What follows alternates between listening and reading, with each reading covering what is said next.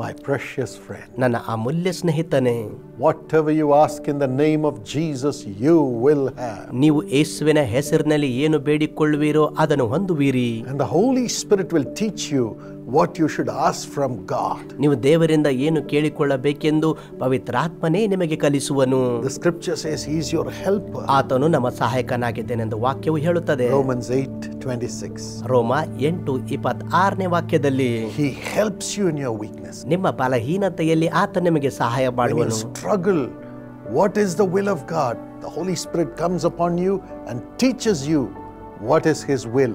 And when you ask it, he gives it to you.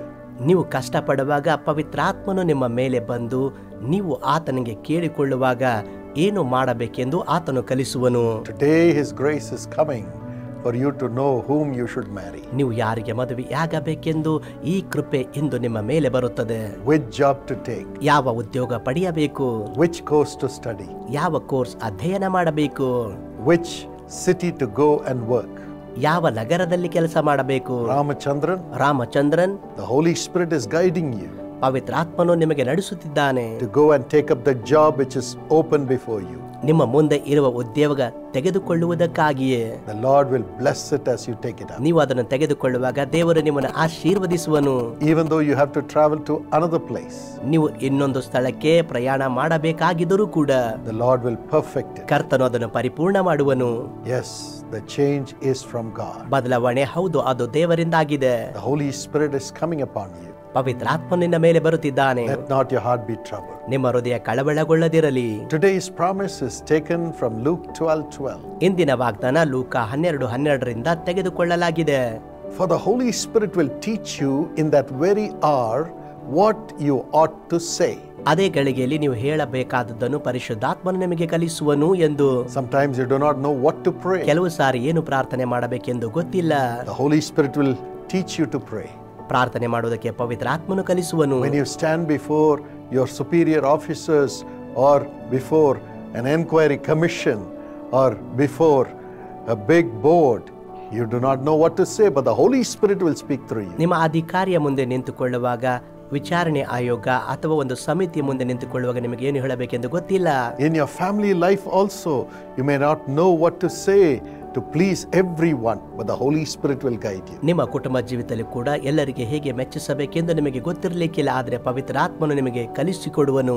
Today the Holy Spirit is ready to fill you, even as I pray his grace to come upon you right now in Jesus name. ಈಗಲೇ ಈ ಕೃಪೆ ಯೇಸುವಿನ ನಾಮದಲ್ಲಿ ನಿಮ್ಮ ಮೇಲೆ ಬರಲೆಂದು ಪ್ರಾರ್ಥಿಸುವಾಗಲೇ ಇಂದೇ ಪವಿತ್ರಾತ್ಮನು ನಿಮ್ಮನ್ನು ತುಂಬುವನು.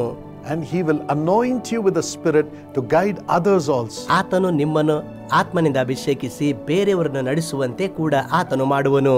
Yes, here is a beautiful testimony. ಇಲ್ಲಿ ಒಂದು ಸುಂದರವಾದ ಸಾಕ್ಷಿ ಇದೆ. Prasanna Kumar from Visakhapatnam mentioned this testimony. ವಿಶಾಖಪಟ್ಟಣದಿಂದ Prasanna Kumar ಈ ಸಾಕ್ಷಿ ಹೇಳಿದ್ದಾರೆ. He was trying for a better job for a long time. ಬಹಳ ದಿನಗಳಿಂದ ಉತ್ತಮ ಉದ್ಯೋಗಕ್ಕಾಗಿ ಕಾದುಕೊಂಡಿದ್ದರು.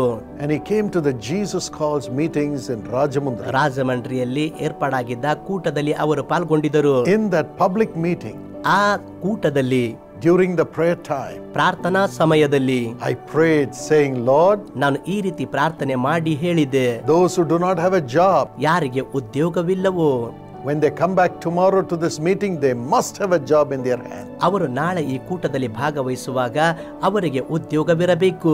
Tomorrow itself they should get back their jobs. రేపటి దినమే వారు ఉద్యోగాలు మరలా పొందాలి. They should get back their promotion. తిరిగి మరలా పదోన్నతి పొందాలి. They should have wonderful jobs. అద్భుతమైన ఉద్యోగాలు రావాలి. Tomorrow రేపటి దినమే night let them come back and say, today God has given me a new job. రేపటి రాత్రి వారు వచ్చినప్పుడు దేవుడు నాకు క్రొత్త ఉద్యోగం ఇచ్చాడని చెప్పగలగాలి. Thank you Lord for doing it. అలా చేస్తున్నందుకే వందనములు ప్రభు.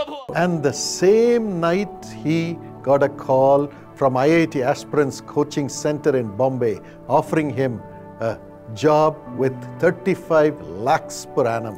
ಅದೇ ರಾತ್ರಿ IIT ಮುಂಬೈ ಕೇಂದ್ರದಿಂದ ಒಂದು ಕರೆ ಬಂದು ಪ್ರತಿ ವರ್ಷಕ್ಕೆ 35 ಲಕ್ಷ ಕೊಡುವ ಒಂದು ಉದ್ಯೋಗ ಬಂತು. And this was beyond his imagination. ಅದು ಅವರ ಊಹೆಗಿಂತ ಮಿಗಿಲಾಗಿತ್ತು. It was a good job he was asking for, but this was beyond his imagination. ಒಂದು ಒಳ್ಳೆ ಉದ್ಯೋಗಕ್ಕಾಗಿ ಕೇಳಿಕೊಳ್ಳುತ್ತಿದ್ದರು, ಆದರೆ ಇದು ಅವರ ಊಹೆಗಿಂತ ಮಿಗಿಲಾಗಿತ್ತು. He was confused. ಅವರು ಗೊಂದಲಕ್ಕೊಳಗಾದರು. He said, should I take up this job? ಈ ಉದ್ಯೋಗ ನಾನು ಮಾಡಬಹುದೋ? And the next day he came to the partners meeting. ಮರು ದಿವಸ ಪಾಲುದಾರರ ಕೂಟಕ್ಕೆ ಬಂದರು. And before I started sharing the word of God in that meeting, ಆ ಕೂಟದಲ್ಲಿ ದೇವರ ವಾಕ್ಯ ನಾನು ಹೇಳುವುದಕ್ಕಿಂತ ಮುಂಚೆ I said, until now you were struggling whether you should take up the job that is before you or not. ನಿಮ್ಮ ಮುಂದೆ ಇರುವ ಉದ್ಯೋಗವನ್ನು ತೆಗೆದುಕೊಳ್ಳಬೇಕೋ ಬೇಡವೋ ಎಂದು ಇಲ್ಲಿವರೆಗೆ ನೀವು ಕಷ್ಟಪಡುತ್ತಿದ್ದೀರಿ. But the Lord will counsel you and instruct you ಕರ್ತನೆ ತಾನೇ ಸಮಾಲೋಚನೆ ಕೊಟ್ಟು ನಿಮಗೆ ಸಲಹೆ ಕೊಡುವನು and show you the way that you should go. ನೀವು ಹೋಗುವ ಮಾರ್ಗವನ್ನು ತೋರಿಸುವನು. Immediately he received the confirmation to take up the job, ತಕ್ಷಣವಾಗಿ ಉದ್ಯೋಗ ಹೊಂದುವುದಕ್ಕಾಗಿ ದೃಢೀಕರಣ ಹೊಂದಿದನು and he joined this job. ಮತ್ತು ಈ ಉದ್ಯೋಗಕ್ಕೆ ಸೇರಿಕೊಂಡರು. It's a blessing. ಅದು ಆಶೀರ್ವಾದ. My friend, ನನ್ನ ಸ್ನೇಹಿತನೇ, thank God for the Holy Spirit. ಪವಿತ್ರಾತ್ಮನಿಗಾಗಿ ವಂದಿಸಿರಿ. And today are you waiting for a job? ನೀವು ಉದ್ಯೋಗಕ್ಕಾಗಿ ಕಾದುಕೊಂಡಿದ್ದೀರೋ? God will give you a job which is beyond your imagination with such a high pay scale. ಉತ್ತಮ ಸಂಬಳ ಕೊಡುವಂತಹ ನಿಮ್ಮ ಊಹೆಗಿಂತ ಮಿಗಿಲಾದ ಉದ್ಯೋಗ ಕರ್ತನು ನಿಮಗೆ ಕೊಡುವನು. I pray this blessing upon you in the name of Jesus. ಯೇಸುವಿನ ನಾಮದಲ್ಲಿ ಈ ಆಶೀರ್ವಾದ ನಿಮಗಾಗಿ ಪ್ರಾರ್ಥಿಸುತ್ತೇನೆ. Father, give an increase in the salary, Lord. ಕರ್ತನೆ, ಸಂಬಳದಲ್ಲಿ ನಿನ್ನ ಮಕ್ಕಳಿಗೆ ಹೆಚ್ಚಿಸುವಿಕೆ ಕೊಡು. Miraculously, ಅದ್ಭುತಕರವಾಗಿ, beyond understanding, ನಮ್ಮ ಗ್ರಹಿಕೆಗೆ ಮೀರಿ, much more beyond what they have asked. ಅವರು ಬೇಡಿದಕ್ಕಿಂತಲೂ ಹೆಚ್ಚಾಗಿ ಕರ್ತನೆ, Let this grace come upon them right now. ಈಗಲೇ ಈ ಕೃಪೆ ಬರಲಿ. Honor your children ನಿನ್ನ ಮಕ್ಕಳನ್ನು ಸನ್ಮಾನಿಸು and give them the wisdom to speak your word.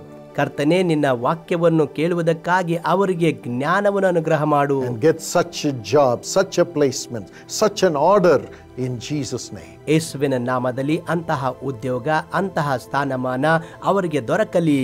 Honor them richly, Lord. ಕರ್ತನೆ, ಅತ್ಯಧಿಕವಾಗಿ ಅವರನ್ನು ಸನ್ಮಾನಿಸು. Let those who are writing their exams excel in their exams, Lord. ಕರ್ತನೆ, ಯಾರು ಪರೀಕ್ಷೆ ಬರಿತಾ ಇದ್ದಾರೋ ಅವರು ಉತ್ತಮತೆಯನ್ನು ಸಾಧಿಸಲಿ.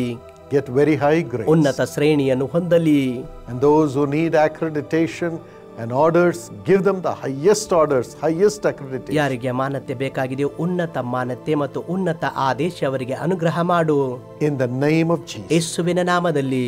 Amen. Amen. God bless you. ದೇವರು ನಿಮ್ಮನ್ನು ಆಶೀರ್ವದಿಸಲಿ. 13 ವರ್ಷದಿಂದ ಹೋರಾಟ, ಪೆನ್ಷನ್ ಯಾರಿಗೂ ಬರಲ್ಲ. ಸಾಲದ ತೊಂದರೆಯಿಂದ ನಾನು ನನ್ನ ಮಗನ ಸೂಸೈಡ್ ಮಾಡ್ಕೋಬೇಕು ಅಂತ ಅನ್ಕೊಂಡು ತಲೆ ಮೇಲೆ ಕೈ ಇಟ್ಟು ಬಿಡುದಲೆ ಅಂತ ಹೇಳಿ ಪ್ರಾರ್ಥನೆ ಮಾಡಿದ್ರು.